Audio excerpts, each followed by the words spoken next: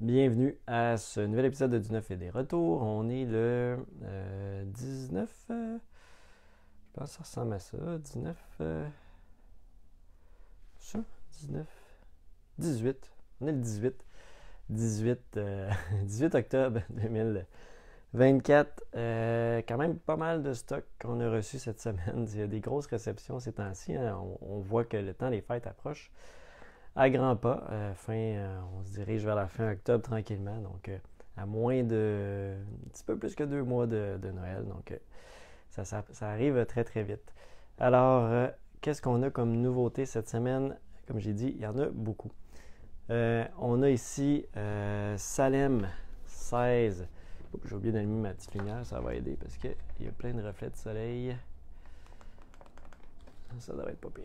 Bon, on a Salem 1692 qui est dans la gamme là, de tous les jeux, espèces de jeux livres, qui sont des jeux d'identité cachée, 4 à 12 joueurs. Celui-là, on est dans 1692, on est dans l'État du Massachusetts avec les sorcières de Salem. Donc, on a des personnages historiques légendaires. On va endosser le rôle de personnage historique. Puis, on va avoir le procès des sorcières. Puis, donc, on va tenter de trouver de faire pendre les sorcières de Salem. Donc, c'est un jeu à identité cachée dans cette thématique-là. Bon matin, Hugo. Fait que c'est Salem 1692 pour ceux qui apprécient bien cette gamme de jeux. On a reçu également Moon Leap. Lui est sorti. Ça fait un petit peu plus longtemps. Là, je n'avais pas pris dès sa sortie, mais là, on vient de le recevoir. Il y a eu des bons retours dans les différents événements de jeu, fait que j'ai décidé d'en prendre quelques copies. En gros, c'est un jeu dans lequel on brasse les dés et on peut avancer nos astronautes. Par contre, on peut splitter les déplacements en fonction de nos valeurs d'astronautes. Donc le 1, ça me coûte juste une valeur de 1 pour le faire avancer de 1. Et le 2, 2, 3, 3, etc. Donc, ça peut rendre le jeu très chaotique. Puis en plus, on va passer par-dessus les autres. Donc, tout un agencement de déplacement à faire. C'est 2 à 4 joueurs, c'est 20 minutes. Fait qu'un petit jeu abstrait, stratégique, thématique lunaire. Puis une extension astronaute mercenaire aussi à l'intérieur. Puis la boîte, dans le fond, elle se déplie puis ça devient le plateau de jeu. Ça, c'est quand même ingénieux. Bon matin, Victor. Voilà pour Moon Leap. On a des lapins aussi, petit jeu qui semble avoir bien fonctionné dans les événements. C'est un petit jeu 7 ans et plus jeune, mais qui peut être assez chaotique. C'est un jeu de stop ou encore, dans lequel on va aller récupérer des légumes dans les différents jardins avec des jets de dés. Si je m'en souviens bien, il y a une espèce de concept de sauter la clôture pour aller chercher dans les autres, puis en fonction des dés qu'on a. Ouais, je pense que c'est ça le concept, mais on dirait que j'ai un petit blanc, là. On me l'avait déjà expliqué, mais j'ai un petit blanc, mais un petit jeu stressant de dés, là. Voyez-le comme ça, pour des lapins. Ça peut être très chaotique si vous cherchez des petits fillers simples, rapides. C'est peut-être 10 minutes par partie, 20 minutes par partie. Donc, voilà. On a aussi reçu Trailblazer en version française. 30 minutes par partie, c'est 1 à 4 joueurs. C'est l'édition voyage. Donc, on va se promener.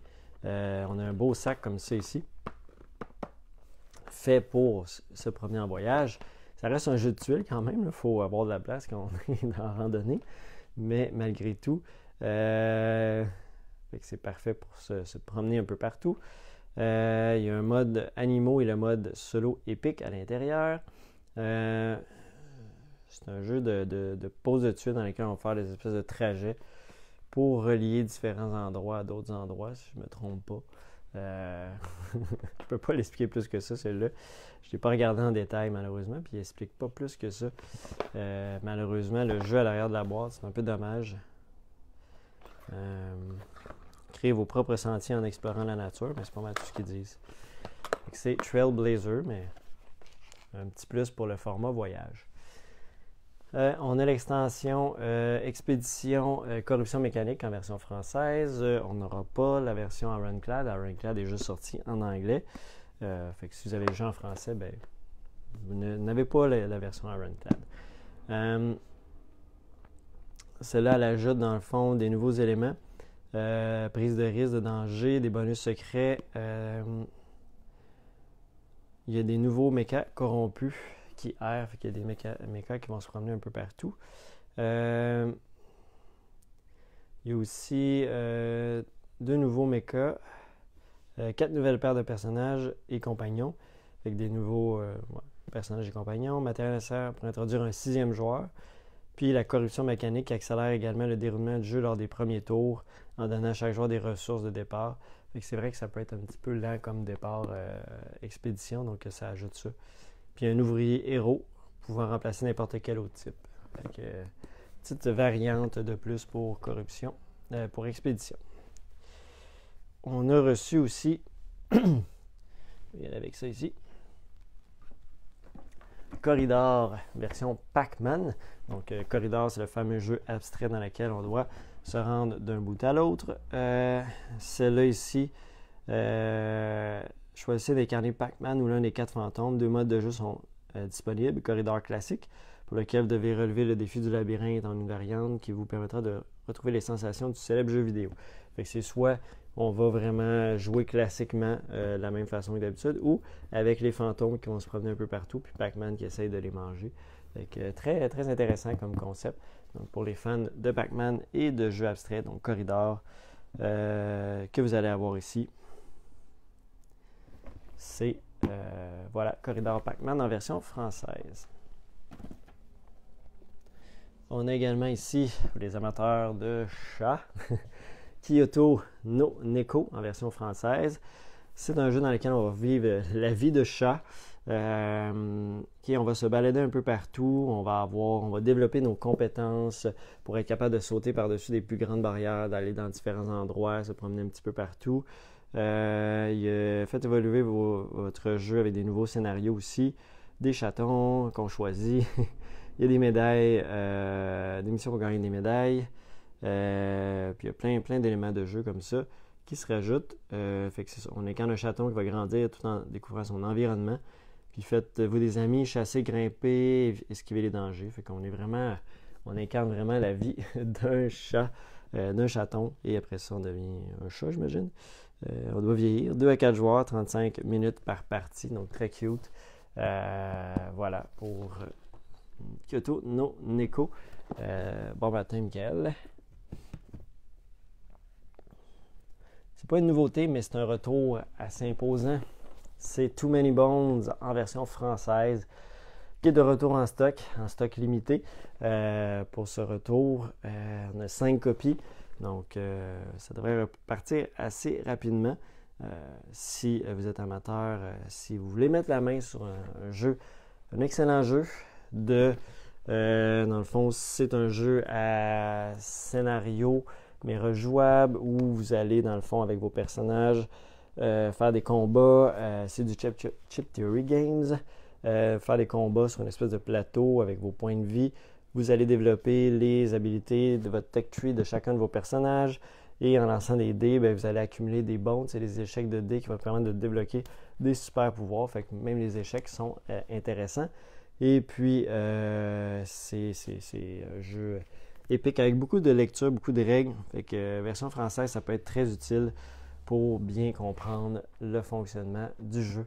Donc voilà, c'est de retour en stock, un beau cadeau pour le temps des fêtes. Art Society en version française également. Bon matin, Dominique. Too Many Bones, tellement un bon jeu, oui, effectivement. Art Society, qui est un jeu dans lequel vous allez principalement acheter des œuvres d'art et vous allez les placer sur votre plateau de différentes façons. Il y a des lignes à respecter, des cadrages à respecter. Vous allez faire des points en fonction de qu'est-ce qui se retrouve à côté de quoi. Ça va donner du prestige. en fonction de qu'est-ce que vous accrochez. Donc, vous essayez d'avoir votre meilleur mur d'œuvres d'art. C'est 2 à 4 joueurs, c'est 30 à 60 minutes, c'est 10 ans et plus. Donc, c'est la version française pour Art Society. Ça avait super bien vendu en version anglaise. Donc, en fait, c'est une version française et polonaise. C'est ça? Je sais pas pourquoi il y a un symbole. Je sais pas. C'est juste français. Je sais pas pourquoi.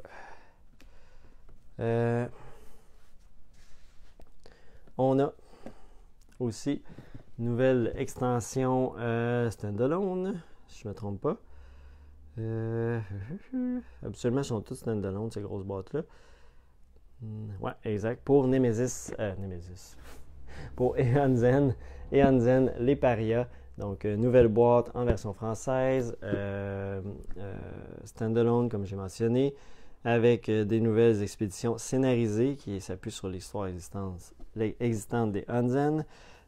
Pour les connaisseurs ou non connaisseurs du jeu, c'est un jeu de deck building dans lequel vous ne brassez jamais votre paquet. Donc, dans les cartes dans lesquelles vous les défaussez dans l'autre que vous voulez. Ça va refaire votre deck comme ça que vous allez reprendre une fois votre paquet vidé, votre pioche vidée. Et puis, c'est ça, vous allez combattre des monstres tout simplement en jouant des cartes pour des effets. Vous avez une espèce de portail que vous pouvez rentrer les cartes dedans. Pas rentrer, mais débloquer pour jouer plus de sorts. Puis des sorts qui vont s'activer à certains moments, etc. C'est un excellent jeu de deck building et Hanzen.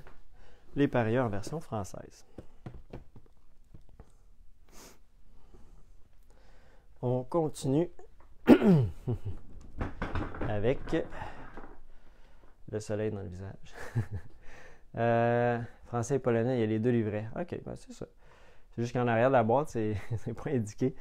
Mais c'est ça. Il y avait bien le drapeau de la Pologne, pas pour rien. On a reçu aussi Boop, le petit jeu abstrait de chat. On a beaucoup de jeux de chat. C'est très cool, Boop, pas Poop, pas pareil. Boop, c'est un jeu dans lequel, dans le fond, vous avez des chatons que vous devez aligner en 3 chatons pour créer un chat.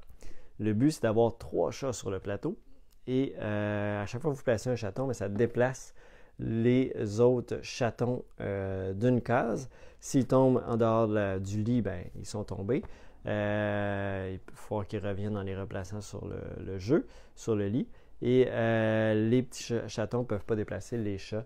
Fait qu'il y a tout stratégiquement comment on se place pour réussir à avoir nos 3 chats sur la table. Fait que c'est un petit jeu abstrait. Vraiment très cool. Voilà, c'est Boop en version française. Beaucoup de français cette semaine.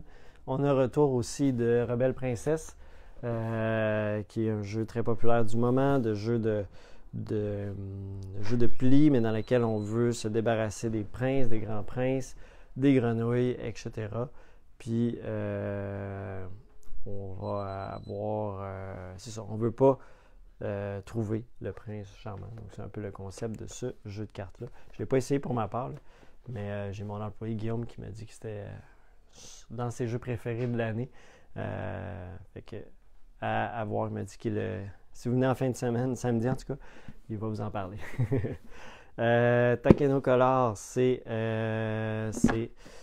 jeu Takenoko, mais version roll and write avec des dés que tu roules. Tu roules le dé, tu choisis qu'est-ce que tu prends et tu peux cocher. Donc, tu vas faire pousser des bambous. Ces bambous-là, tu as aussi des nuages qui vont te débloquer d'autres bonus, etc. Fait que le but est de faire le plus de points en remplissant le plus de bambous. Fait que c'est tout. Tu laisses les autres feutres à tes adversaires. Puis tu colories les sections correspondantes. C'est Takenoko Color. On a aussi le retour Dune Imperium Insurrection en version française. Donc, on a eu des copies il y a une semaine et demie, 2 semaines. C'est parti très, très vite. Donc, on a d'autres copies. Parfait pour le temps des fêtes qui s'en vient. Donc, voilà. si vous voulez mettre la main là-dessus, c'est le temps avec le retour en stock. J'ai-tu d'autres choses? Sinon, j'en ai plein sur mon plateau, sur mon chariot. Ça ici, j'ai ça. Ouais, j'en ai quelques autres ici. Alors, on a Kabanga. Kabanga, qui est un jeu.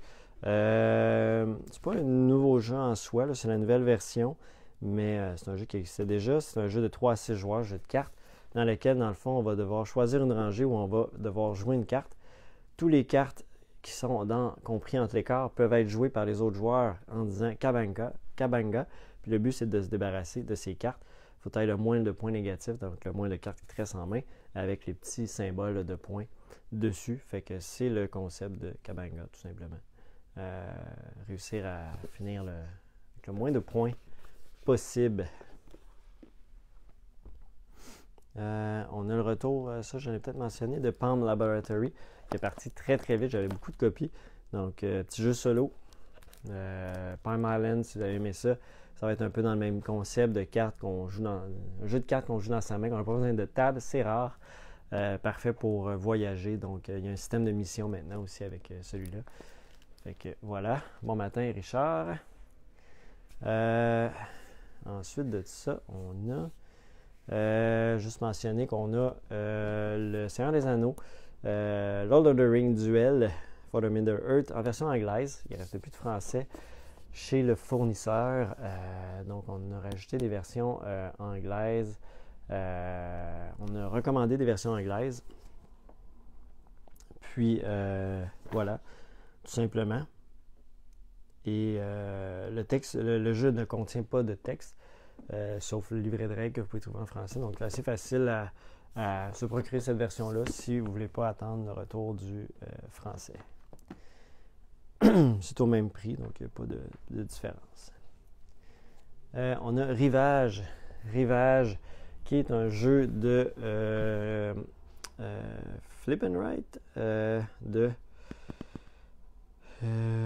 ça, c'est supposé être ça. C'est un jeu à cocher. Flip and Write, c'est ça. Fait qu'on va retourner les cartes, on va choisir des cartes. Ces cartes-là vont nous permettre d'explorer. Ça me fait penser un peu à la Guilde des expéditions marchandes, mais avec un crayon, puis on va explorer les différents territoires. Les trucs qu'on va choisir, ben, ça va un peu empêcher les autres de faire ce qu'ils voudraient faire. Puis, c'est ça, on va découvrir recevez les cartes de votre voisin et poursuivre votre aventure. Dans le début, c'est rayer une ligne pour explorer votre île, gagner des bonus et des parchemins. Puis, après ça, tu passes tes cartes au voisin. Fait que ce que tu récupères, tu coches et tu vas explorer comme ça pour aller récupérer les différents éléments pour remporter la victoire. Voilà. Donc, Rivage. On a aussi les Rolling Ram Redux en version française qui ont fait leur entrée. Donc, Rolling Ram Redux, c'est le standalone 12 nouveaux royaumes. Donc, si vous avez déjà un Rolling Ram, vous pouvez l'ajouter à votre Rolling Ram. C'est toutes de nouvelles cartes, de nouveaux royaumes. Fait qu'on a Planet Unknown, la Guilde des marchands exploreurs, Legacy of You. On a ça, je sais plus c'est quoi. Wonderland Wars, Flamecraft, ça je pense que c'est Tidal Blade, je ne sais plus. Le poker, Dark Park, Meadows, Atiwa, puis un autre que j'ai oublié. Puis je suis pas capable de lire. Non. Ça ressemble pas mal à ça, fait que plein de nouveaux royaumes. Et à tout ça, si jamais puis le concept de jeu, si vous n'avez jamais joué, c'est dans le fond, vous allez choisir 3 cartes pour une partie, vous allez lancer les dés, vous allez cocher des cases. C'est un jeu à cocher tout simplement, mais que chaque carte va avoir des effets différents, des mécaniques différentes. Fait que très cool à essayer, à jouer pour Rolling Ram. Puis tout va rentrer dans cette boîte-là aussi. Elle est faite pour ça. Et on a des nouveaux packs aussi là, pour acheter d'autres royaumes. Donc, on a le royaume Ark Nova. On a le royaume Apiari, qui est en promo. Un petit pack booster. Il y a aussi, on a également les ruines perdues de Narak. Ici. Puis, on a finalement Wormspan en promo. Puis, Expédition aussi. Donc, tous ces nouveaux paquets-là aussi. De nouvelles petites cartes que vous pouvez rajouter pour Rolling Ram Redux. Tout ça s'ajoute très bien. La semaine passée aussi, je pense que je n'avais pas mentionné, on a reçu Lord of the Ring Return of the King Saga Expansion pour Lord of the Ring, le LCG, le Living Card Game. C'est d'autres choses qui sortaient la semaine passée que j'ai pas parlé, je pense pas. On a ce qui sort spécifiquement aujourd'hui, on a le nouveau Spot-It double, donc 2 Spot-It à l'intérieur, le Animo et le Spot-It 1, 2, 3, c'est pour 4 ans et plus, fait qu'un petit peu plus jeune celui-là. On a le nouveau Horror Arkham, le jeu de rôle, donc coffret d'initiation pour les amateurs de jeux de rôle. On n'en tient pas beaucoup de jeux de rôle ici, mais on tient souvent des petits coffrets d'initiation comme ça, fait que celui-là avec une thématique assez connue d'Horror Arkham. Voilà, c'est jusqu'à 5 joueurs et joueuses et un meneur de jeu, fait que jusqu'à 6 pour jouer à ce jeu-là. C'est l'Insatiable Abyss en version française. Ensuite de ça, on a le nouveau Unlock Risky Adventure qui fait son entrée également aujourd'hui avec 3 nouveaux scénarios. La couronne d'Altipia, Rendez-vous surprise et l'infiltré de l'État l'Italie. Je ne l'ai pas fait pour le dernier, mais celui-là, je vais en mettre déjà une copie en location là, dès aujourd'hui. Si vous voulez jouer à ça, ça va être déjà disponible pour la location. Avec ça ici, Risky Adventure. On a Here to Slay, Cador et Cadeau. Petite extension pour Here to Slay. C'est le thème des fêtes de fin d'année. Fait que petit peu truc de Noël pour Here to Slay. On a les nouveaux petits paquets de trains de luxe. Ça, je trouve ça très cool. Parce que dans le 15e anniversaire, il fallait t'acheter la grosse boîte pour avoir les beaux petits trains. Mais là, tu peux acheter juste les couleurs que tu veux aussi. Fait que les trains de différentes couleurs, ceux-là, c'est le promo. On a dans le fond les bleus. Ils sont tous stylisés différemment, si vous les voyez bien. Ils ont tous un style différent de cargo. Ça inclut aussi les bâtiments là, pour Europe, les rouges, les jaunes et les verts. Puis en magasin seulement, là, si vous achetez les 5 couleurs, vous recevez la couleur grise gratuitement, jusqu'à l'épuisement des stocks, bien évidemment. Sinon, vous pouvez l'acheter aussi la couleur grise là, indépendamment. Mais si vous achetez les 5 couleurs en magasin, vous avez la 6e gratuite.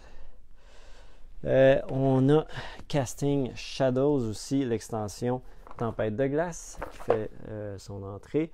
Avec 2 nouveaux personnages, 3 nouvelles tuiles, lieux. Jusqu'à 6 joueurs maintenant. Fait que c'est Casting Shadows qui est une extension. Et on a reçu aussi avec nos Unconscious Mind qu'on avait déjà tous vendus, sauf finalement il y a eu un retour. Fait qu'il y en a un mais c'est vendu déjà hier. Fait que ça n'a pas été trop long. On a reçu du Endless Winter. On avait commandé les promos. Modules et promos. Fait que tout est à l'intérieur pour 32,99. Vous avez le Mammouth, Aurore Borealis, Canyon Familiar, Ceremonial Ground, les promos de Squirrel, Yeti, Bigfoot, Eman et Mégalithe. Donc tout ça, toutes les promos à l'intérieur. Intéressant. Puis le playmat. Donc c'est le large playmat. Ça vient en 2 playmats. Une partie pour le plateau puis une partie pour l'exploration. Donc vous avez ces deux portions-là ensemble pour le large playmat. Et c'est ce qu'on a reçu pour Endless Winter. En même temps que nos Unconscious Mind. Ça fait pas mal le tour. Je pense pas avoir manqué quoi que ce soit. Je fais un petit retour rapide.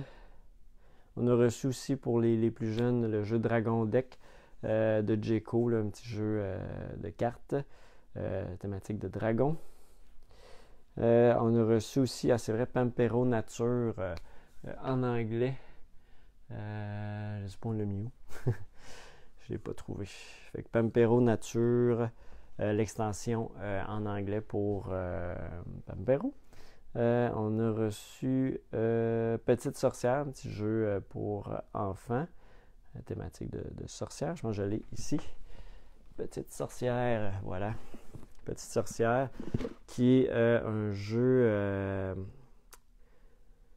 vous allez explorer un monde fantastique, joyeux et coloré, lancer des sorts, préparer des potions et vivre des aventures pleines de bonne humeur et de sorcellerie. C'est une espèce de petit jeu d'aventure pour enfants de 7 ans et plus. Voilà, pour Petite Sorcière. Thématique avec l'Halloween qui approche, c'est très cool. Aujourd'hui, on devrait recevoir le jeu de gang, petit jeu de cartes, d'autres War Story Occupy France. On reçoit aussi théoriquement l'extension Automa en anglais pour Terraforming Mars et les espèces de cartes là. La carte, je ne sais plus c'est lequel. Mais c'est pas le Prélude 2, on ne l'a pas encore. Puis dans les retours en stock, qu'est-ce qu'on avait? Je mentionnais Too Many Bones. On a Château Combo qu'on a reçu en masse d'autres nouvelles copies. On se prépare pour le temps des fêtes. On sait que c'est un bon jeu à acheter en cadeau ou juste pour jouer dans le temps des fêtes. King of Tokyo Duel qu'on a aussi de retour en stock, qui est juste ici. King of Tokyo Duel qu'on avait eu en certaine quantité, mais finalement ça a bien fonctionné, fait qu'on a ramené d'autres. Everdale aussi, version française, puis on a Everdale édition essentielle aussi, qui est arrivé en même temps. Si jamais vous voulez payer un petit peu moins cher pour Everdale, dans le fond, vous n'avez pas les ressources upgradées, puis vous n'avez pas VF de Automa Terraforming Mars, c'est prévu en fin novembre, si je ne me trompe pas. Fait qu'Everdale, édition essentielle, moins cher, pas les ressources upgradées, puis pas de mode solo. Il y a Next Station Paris aussi qu'on a de retour en stock, puis Sea Salt and Paper dans les plus marquants. Là, voilà pour ça. C'est ce qui prend aussi, toujours un petit classique, de retour dans sa petite version. Voilà pour cette semaine. Merci beaucoup d'avoir été là, d'avoir beaucoup de monde présent ce matin, très cool. Toujours le fun. Et sur ce, on va se revoir là, la semaine prochaine. Merci beaucoup. Bye bye.